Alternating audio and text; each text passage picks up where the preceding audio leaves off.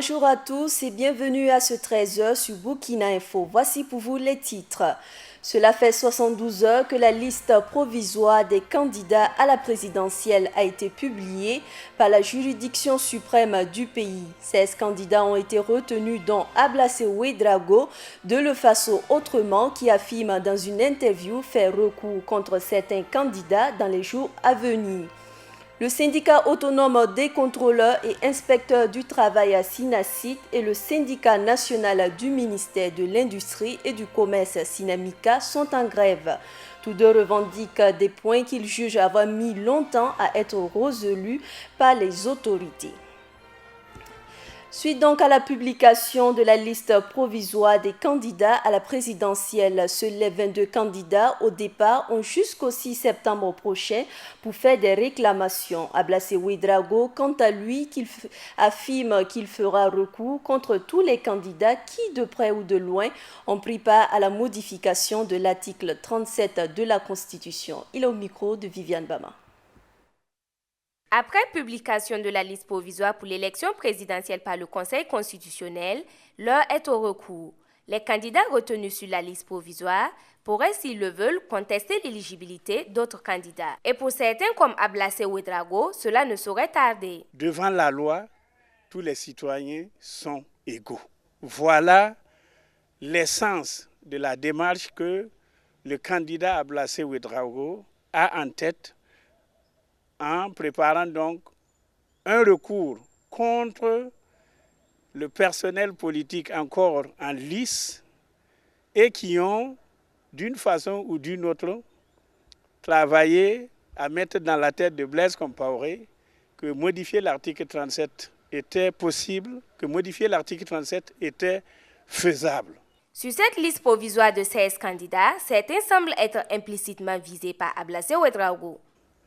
Mon recours s'adressera naturellement à l'ensemble du personnel politique encore en lice dans la liste provisoire, mais les personnalités qui auront travaillé à mettre dans la tête du président Compaoré que modifier l'article 37 était possible et faisable. Si Rochmar Christian est sur la liste des 16 candidats retenus, il pourrait, si les critères que je vous ai décrits le concernent, il pourrait donc être concerné par le recours. Mais comme je dis, je suis en train de préparer mes dossiers.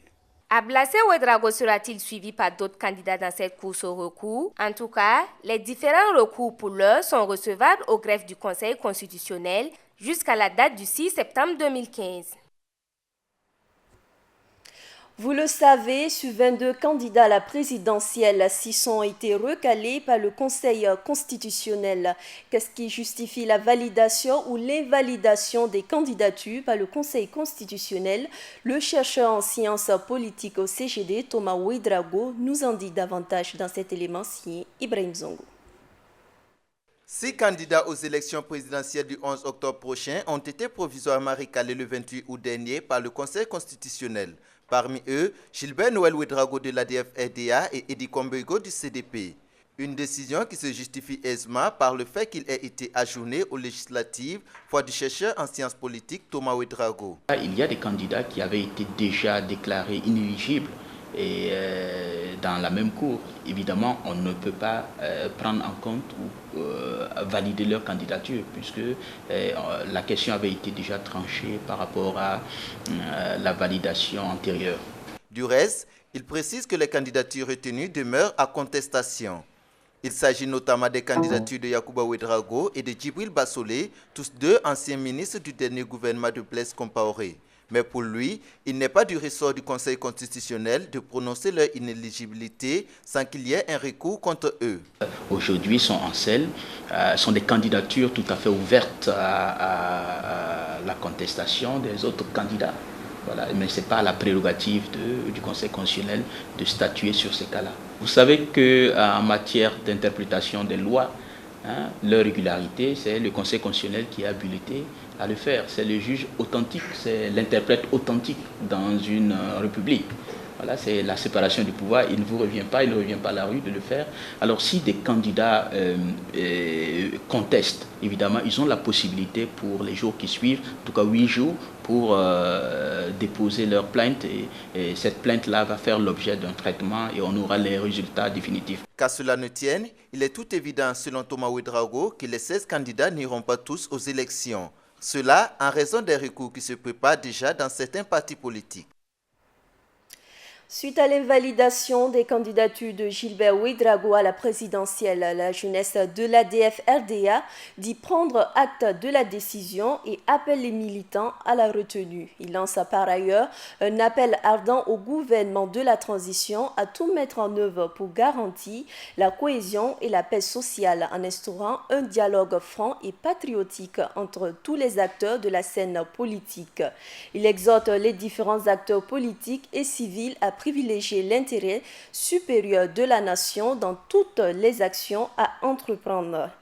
À Waibua, l'association Appui moral, matériel et intellectuel à l'enfant a organisé du 25 au 30 août 2015 une formation sur la non-violence en politique et le civisme électoral. Ce sont 104 facilitateurs communautaires qui ont bénéficié de cette formation issue de 37 villages et de 16 secteurs de la commune.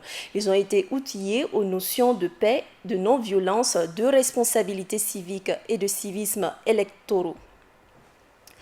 Grand et au sein du ministère de l'Industrie, du Commerce et de l'Artisanat. En effet, le syndicat national de ce ministère observe une grève de 72 heures à compter de ce 30 août 2015. Ils entendent à travers cette grève, entre autres, lutter pour la mise en place du fonds commun au sein du dit ministère. Un dossier introduit auprès des autorités depuis 2013. Gaël Rodrigue pour le compte-rendu. Après les syndicats du ministère de l'Économie et des Finances, c'est au tour du syndicat national du ministère de l'Industrie, du Commerce et de l'Artisanat d'exiger la mise en place du fonds commun au sein de leur ministère à travers une grève de 72 heures débutée ce 31 août 2015. Nous sommes là pour la mise en place d'un fonds commun au sein du ministère de l'Industrie, du Commerce et de l'Artisanat. Et ce dossier a été introduit depuis 2013. Voilà. Et il fait l'objet donc à chaque fois qu'on renouvelle donc, notre plateforme, là, ce point est à l'intérieur. Donc ce qui nous a conduit en 2014 là, d'adopter une plateforme minimale qui comporte effectivement 2 points, à savoir la mise en place d'un fonds pour la motivation des agents. En rappel, c'est en 2013 que le syndicat a introduit le dossier auprès des autorités. Cependant, il déplore cette lenteur administrative. C'est qu'il y a une lenteur dans le traitement. Le Premier ministre a fait une première lettre pour inviter les 3 ministres concernés à lui faire des propositions. Ce que les ministres concernés n'ont pas fait. Plus précisément, notre ministère, parce qu'il faut le dire, c'est nous qui sommes les demandeurs. On devait donc vraiment s'apprêter à fournir quelque chose au Premier ministre, ce qui n'a pas été le cas. Nous, on a observé une grève les 24, 25 et 26 juin dernier pour une fois encore interpeller nos premières autorités. Et le Premier ministre a également écrit encore pour une deuxième fois pour les inviter une fois de plus à se pencher sur la préoccupation. C'est en ce moment que notre secrétaire général nous a conviés pour nous faire savoir qu'il y a un groupe de travail qui sera mis en place pour lui donner tous les éléments nécessaires afin qu'il parte maintenant défendre le dossier. Et je peux vous dire que ce groupe de travail n'a fonctionné que sur l'initiative du syndicat. Parce qu'il faut que nous l'appelons afin qu'il convoque le groupe de travail. Et c'est ce que le syndicat a dénoncé, cette façon de traiter, son attitude même vis-à-vis même du dossier. Les militants du Sinamika espèrent un traitement rapide de leur dossier, sinon ils comptent durcir le ton dans les jours à venir. Cela dit, il n'y a pas que le Sinamika qui revendique. Le Sinacite est en grève de 24 heures à l'éducation ouvrière. Il revendique plusieurs points dont l'adoption du statut du corps des inspecteurs et contrôleurs du travail et le jugement des dossiers pendants. En rappel, le Sinacite avait signé un protocole d'accord en mai 2015 avec le ministre Loada où il s'engageait à adopter le statut du corps des inspecteurs et contrôleurs du travail. Gaël Rodrigue. Et une grève de plus dans le paysage ministériel burkinabé. Les agents du syndicat national des contrôleurs et inspecteurs du travail, en effet, observent une grève de 24 heures ce lundi 31 août 2015. Une grève pour, disent-ils, revendiquer l'exécution de leur plateforme revendicative soumise au ministère de la fonction publique depuis fin mai. Nous avons déposé nos doléances au niveau des autorités depuis un certain temps et jusqu'à ce jour, aucune avancée notable. Et ces doléances, principalement aujourd'hui, sont au nombre de 3. Il y a l'adoption du statut du corps des inspecteurs de contrôle du travail et le traitement des dossiers de nos collègues qui ont été agressés et l'exécution de l'arrêté conjoint et sur les prestations en nature des inspecteurs de contrôle du travail. Cette grève se veut donc un passage à la vitesse supérieure après ce qu'ils qualifient de promesses non tenues. Nous étions en grève depuis le mois de mars, avril, mai et le gouvernement nous avait demandé de surseoir, sinon de suspendre à notre mot d'ordre de grève parce que nos préoccupations seront étudiées. Et juste après ça, nous avons eu une rencontre avec le professeur Loada et nous avons signé un protocole d'accord dans lequel il s'engageait à faire tout pour que le statut du corps des inspecteurs soit adopté. Et juste après cela, il a mis en place un comité pour proposer un projet de loi, ce qui a été fait depuis le 19 juin 2015. Près de 2 mois, plus de 2 mois plus tard, le dossier n'a pas connu d'avancée à notre connaissance. Pour ce faire, ils disent se mettre dans une dynamique irréversible de protestation, quitte à ce que les revendications soient satisfaites. Voilà, c'était donc un reportage signé Gaël Rodrigue avec la voix d'Ibrahim Zongo. Poursuivons cette édition avec cette information. L'Association pour la promotion de la femme au foyer a organisé au Centre des arts et de spectacles et de l'audiovisuel une conférence publique avec pour thème la place de la femme dans le maintien de la paix. La présidente de l'association, Valentine Consolo, de son vrai nom Agatha Sinaré, appelle les femmes à donner des conseils constructif pour la stabilité de notre pays. C'est sous le thème « Mobilisons-nous pour une participation massive aux élections » que le réseau d'action pour la démocratie RAD a formé ses membres dimanche dernier. Après cette journée de formation, les jeunes leaders du RAD sont passés à l'acte. Les participants se sont rendus au marché de l'Allée pour interpeller la population sur leurs devoirs civiques concernant les élections d'octobre prochain. Ibrahim Zongo nous en dit plus dans ce reportage. Après la formation, place maintenant à la pratique. Les jeunes leaders du réseau d'action démocratique, après leur journée de formation, ont entamé une phase de sensibilisation dans la soirée de dimanche au marché local de l'Arlé. D'un marchand à l'autre, les jeunes ont véhiculé le message de la participation citoyenne à la gouvernance démocratique. Et cette phase est une phase pratique pour montrer comment l'ensemble des participants ont pu assimiler les outils que nous avons administrés au cours de la formation. Sensibilisation test qui requiert déjà l'adhésion des marchands. C'est bon avec moi, quoi. Pour moi, c'est très bon même. Ça me dit beaucoup de choses même.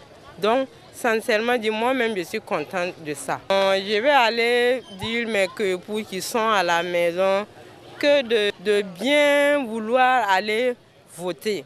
Que c'est bien pour nous. De ne pas prendre les cartes, rester à la maison. Donc c'est très intéressant avec moi pour le vote là. C'est donc tout naturellement que le président du conseil d'administration du réseau d'action démocratique se félicite de cette formation. Et je dirais que nous avions véritablement fait le bon choix des participants. Parce que tous ceux qui étaient là ont pu transmettre véritablement ce qui s'est passé au cours de cette formation. Dans les jours à venir, les participants à cette formation sillonneront les marchés IA à travers le pays pour interpeller les populations sur l'accomplissement de leurs devoirs civiques aux élections des 11 octobre 2015 et 31 janvier 2016. En 2007, 6 projets de construction d'échangeurs ont été lancés par le gouvernement burkinabé pour faciliter la circulation des usagers. En attendant l'opérationnalisation de ces échangeurs et le bitumage de certaines voiries, force est de constater qu'il y a un contraste cuisant quant à l'entretien de celles déjà existantes. Suivez plutôt ce commentaire signé Ibrahim Zongo. Ouagadougou, capitale du Burkina Faso, connaît ces dernières décennies une croissance exponentielle de sa population. Toute chose qui suppose un aménagement permanent des infrastructures au rythme de la croissance démographique. Au nombre de ces infrastructures s'affiche celle routière qui reste un défi permanent. Défi que les pouvoirs publics tentent de relever depuis quelques années à travers le bitumage de plusieurs voiries de la ville. Des efforts faits par les autorités pour mettre à la disposition des Ouagavillois des voies bien bitumées sur des axes très fréquentés comme ici à Ouaga 2000 ou encore sur la route de Fada vers l'échangeur de l'Est. Cependant, il n'en demeure pas moins que l'utilité présente de certaines voies aménagées à coups de milliards laisse à désirer. À titre d'exemple, cette voie perpendiculaire à l'avenue Muammar Kadhafi à quelques mètres du palais présidentiel de Kossiam. Ici, à part quelques rares usagers, cette voie bitumée devient un lieu de transit pour les animaux. Une voie bitumée et électrifiée sur plusieurs kilomètres. Comme elle, plusieurs autovoies de la ville sont bien entretenues, pourtant elles ne sont empruntées que par quelques rares usagers. Cependant, dans certains quartiers de Ouagadougou à forte densité humaine, l'accessibilité reste un véritable casse-tête pour les résidents. Karpala, l'un des plus grands quartiers de la capitale. Cette voie bitumée, l'unique d'ailleurs du quartier, est empruntée chaque jour par des milliers de personnes. Pourtant, la partie bitumée ne se prolonge que sur une distance de 2 km à peu près. Après ce tronçon, c'est la croix et la bannière pour les résidents de rejoindre leur domicile. Ici, nous sommes au point de stationnement des taxis, un stationnement forcé du fait de l'état de la route. C'est du reste ce qu'affirme Noufoussa Wadogo, taximan à Ouagadougou. Toute cette partie que vous voyez jusqu'à l'autre croisement est empreinte de crevasses pleines d'eau, ce qui nous oblige à nous limiter ici. Si nous insistons pour continuer, ce sont nos taxis qui en pâtissent. Donc nous souhaitons vivement qu'on bitume cette voie pour nous porter secours. À moto, nous avons essayé d'emprunter cette voie. Le constat est tout évident. Des crevasses, des bosses qui exposent dangereusement les usagers et leurs montures, Fouad Rasmané, résident à Karpala. Les usagers de la voie là ont de la peine à rouler. C'est des routes défectueuses qui méritent d'être réfectionnées. Et à part le lotissement, il n'y a même pas eu de caniveau. En cas de pluie, pour accéder à nos maisons, c'est très très difficile. Voilà, et cela ne fait que compliquer, en tout cas, notre séjour dans ce quartier-là. La situation s'est aggravée en cette période hivernale du fait du manque de caniveaux. Tout comme à Karpala, nous sommes ici, sur l'avenue Gourmet, une voie bitumée qui se termine juste derrière l'hôpital pédiatrique Charles de Gaulle. Pourtant, la voie continue bien plus loin, menant jusqu'au cimetière de Tabtenga. Tabtenga justement, une autre voie bien fréquentée passant devant la zone non lotie et qui va directement à la commune rurale de Saba est très empruntée. Elle reste pourtant non bitumée. Un paradoxe donc dans la gestion des infrastructures routières de la capitale. Ce qui interpelle déjà les futures autorités sur les urgences en matière de désenclavement interurbain. Ouvrons à présent la page culturelle de cette édition. Le Grand Silga a sorti un maxi reggae de 4 titres baptisé Ghetto Spirit. Le concert dédicace de ce nouveau-né s'est déroulé hier 30 août au Sénaza en présence de ses collègues musiciens et d'un public chaleureux. Ibrahim Zongo. C'est d'abord présenter au public la discographie de l'œuvre pour leur montrer le message qui y tient et surtout montrer la musicalité de l'œuvre. Parce que on nous reproche beaucoup de ne pas jouer le live, donc j'ai voulu faire le live ce soir pour montrer que beaucoup d'artistes le font, d'autres même font mieux que moi le live. Donc c'est pour dire seulement que de soutenir la musique burkinabé parce qu'il y a beaucoup de talent à promouvoir. Bon, le maxi Ghetto Spirit, comme je l'ai dit, ghetto ce n'est pas comme dans les arrière-quartiers où il y a les bas-quartiers. Ghetto c'est les laissés pour compte. Donc c'est l'esprit des laissés pour compte, ceux-là que la société a mis en arrière. Voilà, ceux-là que la société regarde d'une façon qu'on ne comprend pas. Pourtant, ils jurent matin, midi, soir de pouvoir les soutenir. Donc l'album est composé de 4 titres. J'ai mis La Paix comme 5e pour remercier le peuple burkinabé d'avoir su tenir son tempérament. Sinon, le premier morceau, c'est Enfant du ghetto. C'est le cri des enfants de la rue, parce que j'ai été une fois interpellé par un enfant de la rue qui m'a vu et qui m'a demandé pourquoi ça m'arrive à moi. Je ne suis pas comme les autres. parce que je suis dans la rue et je vois les enfants qui suivent les papas et ça m'a beaucoup donné d'émotion.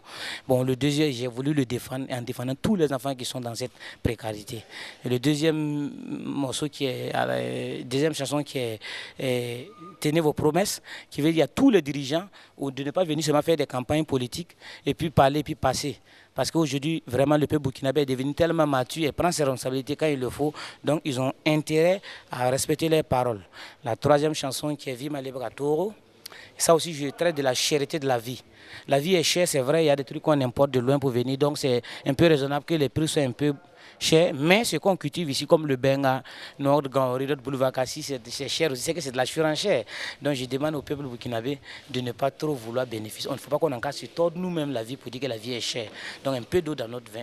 Et le troisième morceau, c'est Ligdi, le quatrième du moins, qui traite vraiment de ce que l'argent a rendu à notre société, manque de moralité, manque de respect du vieux, des vieilles personnes, vraiment la débauche a pris le temps parce que chacun veut avoir de l'argent. Donc méfions de l'argent parce que ce n'est pas une finalité. Prenons-le comme un moyen pour vivre, mais pas la vie elle-même. Voilà. À l'instant donc, l'artiste Le Grand Silga qui s'exprimait au micro d'Ibrahim Zongo. Longtemps attendu, l'artiste Awa Nadia est de retour et en bonne santé. La musicienne a regagné Ouagadougou hier dans la soirée. Après avoir été évacuée en France pour des soins appropriés, elle a été accueillie à sa descente d'avion par sa famille et par ses collègues artistes. Je vous invite à écouter l'artiste avec Douma Diegel Rodrigue. Évacuée en France depuis le 5 août 2015 pour rééducation, l'artiste musicienne Awa Nadia est de retour au pays. À sa descente d'avion, elle a été accueillie par ses fans et sa famille venue lui apporter leur soutien. Pour la star burkinabé, c'est une grande joie de retrouver ses fans. Je suis venue avec une joie immense. Le Seigneur nous a épargnés. C'est vrai que j'ai été la plus touchée, mais ça va maintenant. Et je remercie l'ensemble des Burkinabés qui ont prié pour moi. Je les invite le 12 septembre à un concert pour les remercier pour leur soutien à notre égard. Parmi les personnes venues l'accueillir, on pouvait également noter la présence des musiciens venus soutenir leur sœur de scène. Vous avez constaté sur tous les visages beaucoup de sourires, beaucoup de joie. Pourquoi? Parce que notre fille bien-aimée, notre sœur et surtout notre fierté nationale est de retour. Quant à son état de santé, son manager rassure. Awa Nadia, comme vous l'avez constaté, elle va super bien, elle arrive à marcher sur ses deux pieds, elle parle bien, elle donne bien de la voix, elle a le visage qui est bien nickel. Donc je peux dire aujourd'hui qu'Awa Nadia va super bien. Elle a été en France pour suivre sa rééducation. Aujourd'hui, grâce à vos prières, comme je l'ai dit tantôt, elle va beaucoup mieux.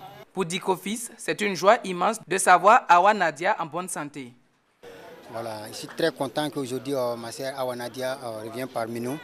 Voilà, sans oublier les deux danseuses qui vont très bien aujourd'hui, elles sont à la maison. Voilà, nous sommes très contents. Nous ne pouvons dire que merci. Merci à tout le monde, tous ceux qui vivent au Burkina et hors le Burkina Faso. Merci pour ce soutien-là qu'ils nous ont fait. Et pour remercier ses fans pour leur soutien, un grand concert gratuit est prévu. Rendez-vous est donc pris le 12 septembre prochain pour assister au retour sur scène d'Awa Nadia. En sport, l'équipe du Nigeria de basketball a décroché le premier titre de championne d'Afrique de son histoire et sa qualification directe pour les Jeux Olympiques 2016, et ce le 30 août 2015 à Rades.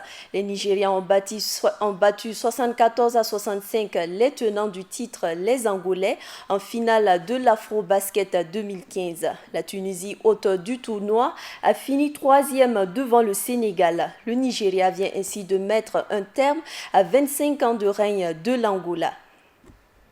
Au plan national, Jonas Kangabaiga est le sacré vainqueur du championnat national de tennis organisé par la Fédération de tennis le samedi dernier. La finale de ce championnat a opposé Jonas Kangabaiga à Nabali Dabiré et le score final était de 9-4. Le vainqueur de cette compétition a saisi l'occasion pour interpeller les dirigeants et les partenaires du manque de compétition. Mesdames et messieurs, dans l'actualité sous-régionale au Mali, après avoir accepté de quitter la localité d'Anefis, reprise à la mi-août des mains des rebelles en violation du cessez-le-feu, des responsables du groupe d'autodéfense Touareg Imrad et alliés composés de groupes armés pro-gouvernementaux maliens devaient se rendre hier dimanche à Anefis pour demander à leurs combattants d'organiser les départs. Mais la mission d'Anefis n'a plus eu lieu. La délégation s'est arrêtée à Gao pour rencontrer notamment des partisans.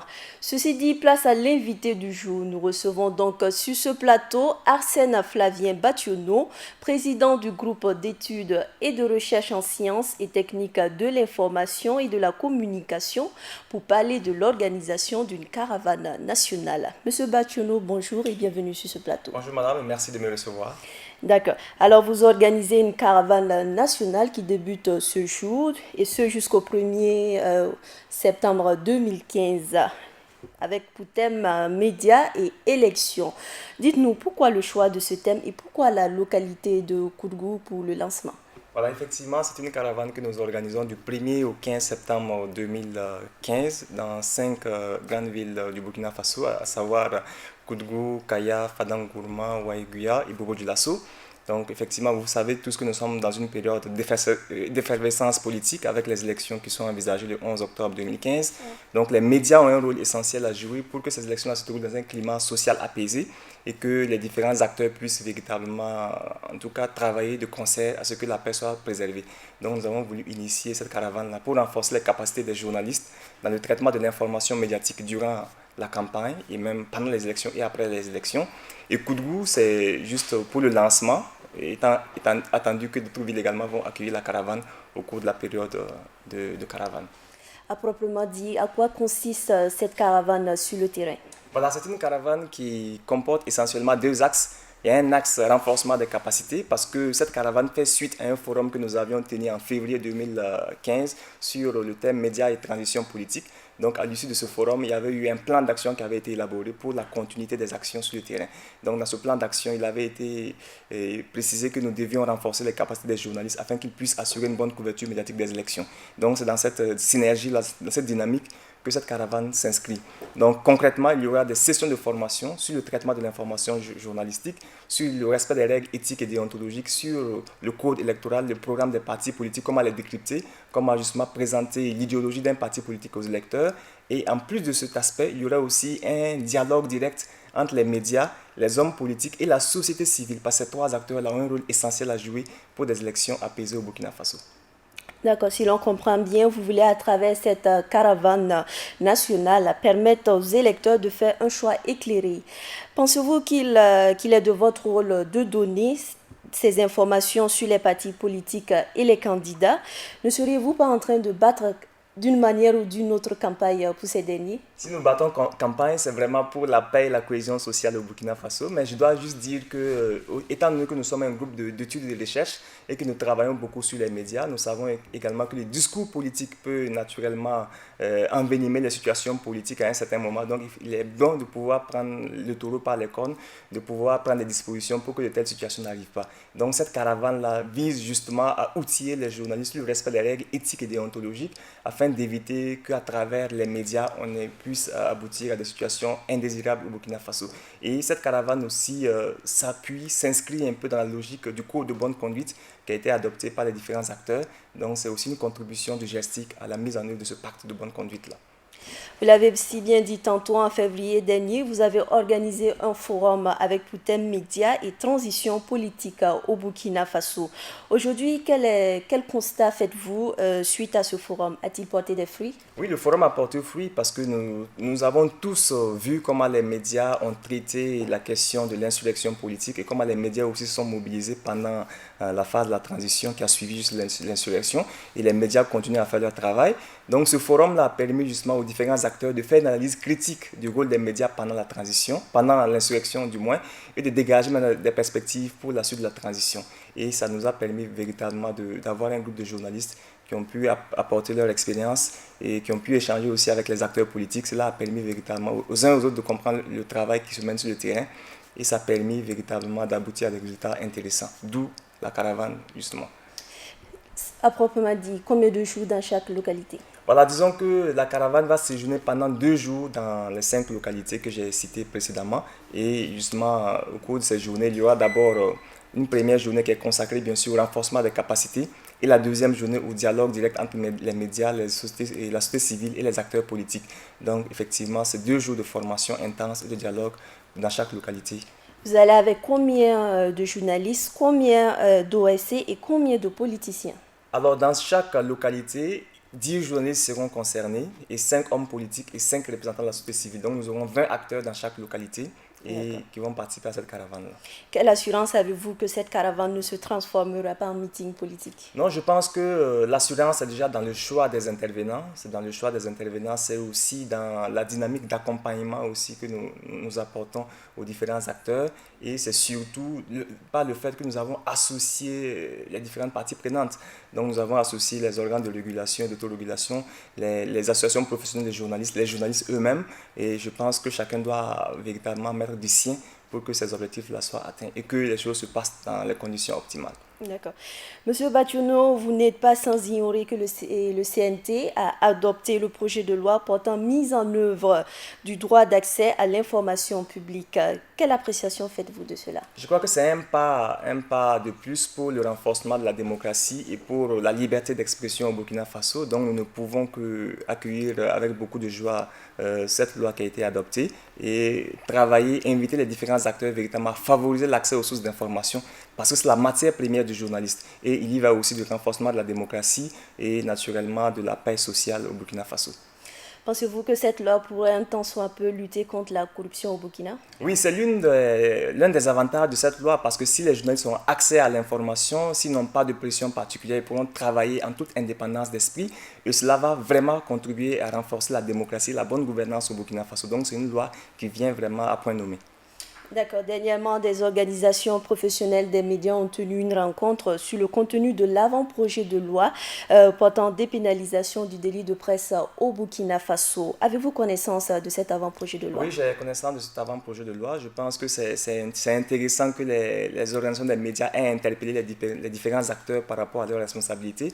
Et je pense effectivement que la réflexion doit se poursuivre afin de trouver vraiment un terrain d'entente, un consensus, parce qu'il faudrait éviter qu'il y ait comme une espèce de dictat dans l'application évidemment de cette réglementation. Donc je pense que les concertations se poursuivent et c'est sûr qu'on pourra trouver un consensus véritablement sur cette question. Parlant donc de consensus, en lieu et place de la prison, le gouvernement propose que tout média reconnu pour fait de diffamation puisse être condamné à une amende allant de 10 à 15 millions de francs CFA. Pensez-vous que nos médias aujourd'hui au Burkina Faso puissent payer cette amende? Voilà, il est évident que cette amende est très élevée par rapport à la socio-économie des médias. Nous savons tous dans quelles conditions économiques les médias burkinabés évoluent. Et c'est pour cette raison que je disais qu'il était nécessaire vraiment que la réflexion puisse s'approfondir entre les différents acteurs pour trouver le mode opératoire qui sied. Parce qu'effectivement, une telle somme me paraît vraiment surréaliste pour les médias burkinabés quand on sait dans quelles conditions ils existent et quand on sait aussi que les subventions ne vont pas à l'ensemble des médias. Donc il y a encore un travail en profondeur à faire pour trouver véritablement un terrain d'entente sur cette question. Mais vous, en tant qu'homme de médias, que proposez-vous au CNT? Je suis un peu mal situé pour faire des propositions concrètes au CNT, mais je pense qu'effectivement, la question ne doit pas être traitée uniquement par le CNT, mais elle doit aussi faire appel à des compétences externes et aux principaux concernés que sont les journalistes et les différentes associations qui défendent leurs intérêts et bien sûr aux membres du gouvernement, parce qu'effectivement, c'est dans le dialogue, dans la concertation permanente qu'on pourra arriver à un consensus dans la matière. Donc je pense que pour l'instant, c'est des propositions qui sont faites, mais il n'y a pas encore de décision franche en la matière. Donc les discussions se poursuivent. Alors, l'actualité politique nationale actuellement est minée par les élections. Quelle est votre vision? Quelle vision faites-vous de cette élection au Burkina Faso? Je pense que ce sera vraiment une élection très ouverte. Nous avons déjà 16 candidats dont les dossiers ont été acceptés provisoirement en attendant que le Conseil constitutionnel puisse publier la liste définitive des candidats. Donc, on voit que les différents états-majors s'activent déjà. Chacun peaufine sa stratégie électorale. C'est de bonne guerre. Donc, on souhaite simplement que les différents différents acteurs puissent avoir pour préoccupation l'intérêt supérieur du Burkina Faso et qu'ils agissent dans le cadre républicain pour préserver bien sûr la paix et tous les acquis démocratiques que nous avons. Donc il est heureux que les candidats qui ont été recalés aient véritablement fait profil bas et qu'ils aient véritablement reconnu la justesse de la mesure qui a été adoptée par le Conseil constitutionnel. Je pense que la plus haute instance juridictionnelle de notre pays et tous les acteurs politiques doivent véritablement respecter cette décision pour que les choses se passent bien dans le pays. Voilà, candidat déclaré inéligible est le président du CDP, Edi Kombego, qui, après donc leur inéligibilité lors de la publication de la liste aux élections législatives, a affirmé ne pas prendre part aux élections. Et coup de théâtre, lors de leur meeting régional du centre, au stade du 4 août, il affirme participer bel et bien aux élections en jouant donc la carte du remplacement. Que pensez-vous de cela? Voilà, mais je pense que c'est une démarche qui est à saluer parce qu'effectivement, un bras de fer aurait été contre-productif dans le contexte actuel. Je pense que c'est une décision qui a été prise sur la base du droit. Et comme on le dit, la loi est due, mais c'est la loi. Donc chacun doit se conformer à la loi qui a été adoptée et évidemment par la plus haute juridiction du pays. Je pense que l'attitude du CDP, naturellement, est à saluer. Et tous les démocrates, tous les républicains devraient suivre cet exemple-là. Voilà, effectivement, lorsque une loi, une décision judiciaire, évidemment, est adoptée, nous devons tous nous y soumettre pour véritablement aller dans le sens du renforcement de la démocratie au Burkina Faso. Et les candidatures donc, de Djibril Bassolé et Yacouba Ouedraogo? Oui, là encore, ce sont des candidatures, évidemment, sur lesquelles le Conseil constitutionnel doit se prononcer. Les recours sont ouverts jusqu'au 6 septembre. Donc, effectivement, le Conseil constitutionnel pourra apprécier les différents dossiers en fonction des recours qui auront été formulés. Donc, pour l'instant, il faut bien préciser que les 16 candidats dont les dossiers ont été acceptés sont des candidats provisoires. Donc, il appartiendra à tous les acteurs d'adopter une attitude qui sied, évidemment, en attendant véritablement que la liste définitive soit publiée. Et comme je l'ai dit, chacun doit se soumettre véritablement aux décisions du Conseil constitutionnel pour véritablement aller dans le sens de la démocratie au Burkina Faso. D'accord, si ce n'est pas indiscret en tant que citoyen burkinabé, quel est votre candidat? Et disons que pour l'instant, j'observe, je suis un analyste de la scène politique, je vois que les différents partis politiques essaient au mieux de faire prévaloir leur idéologie et je pense que c'est celui qui va présenter le meilleur programme qui va obtenir l'assentiment des Burkinabés, de la majorité des Burkinabés. Donc pour l'instant, on attend encore les propositions de programme parce que pour l'instant, lorsque vous faites une analyse, vous vous rendez compte que c'est surtout des déclarations d'intention. Il n'y a pas encore véritablement un programme typique qu'on propose aux Burkinabés alors que nous avons besoin de réponses concrètes pour faire face aux différentes préoccupations, relever les différents défis qui se présentent à nous. Donc, au cours de la campagne, c'est le candidat qui aura le meilleur programme que nous allons véritablement avaliser. D'accord, revenons un peu sur votre caravane nationale. Avez-vous un mot à lancer? Oui, non, nous appelons l'ensemble des acteurs qui sont impliqués dans cette caravane, notamment les journalistes, les organisations de la société civile et les partis politiques à y participer activement parce que l'objectif c'est de véritablement renforcer les capacités de ces différents acteurs-là et travailler à la cohésion sociale au Burkina Faso. Donc nous rappelons simplement que nous organisons cette caravane en collaboration avec l'ONG danoise International Media Support qui nous avait également accompagnés pendant le forum que nous avons organisé en février. Donc je rappelle, c'est du 1er au 15 septembre 2015 dans les villes de Koudougou, Bobo-Dioulasso, Waiguia, Kaya et Fadan-Gourma. On peut déjà savoir la liste des partis politiques qui vont participer à cette caravane? Et la plupart des partis politiques qui sont engagés dans les échéances électorales ont été approchés, ils ont marqué leur accord, donc nous travaillons avec les différents partis politiques qui sont sur la scène nationale. Voilà.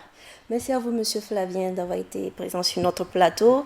Ceci met fin donc à cette édition de 13h sur Burkina Info. Merci à vous de l'avoir suivi.